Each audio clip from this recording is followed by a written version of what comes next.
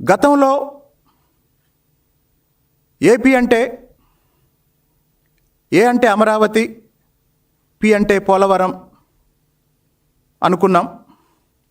మధ్యలో 5 సంవత్సరాలు అమరావతిని,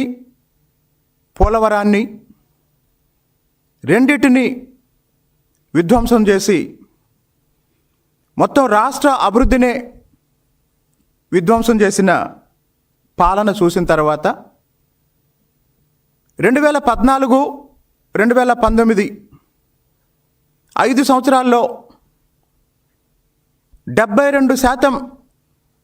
పోలవరం ప్రాజెక్టుని చంద్రబాబు నాయుడు గారి నాయకత్వంలో పూర్తి చేస్తే, ఆ తర్వాత వచ్చిన వైసీపీ ప్రభుత్వం 5 సంవత్సరాల్లో 2% కూడా పూర్తి చేయని దారుణాన్ని మనం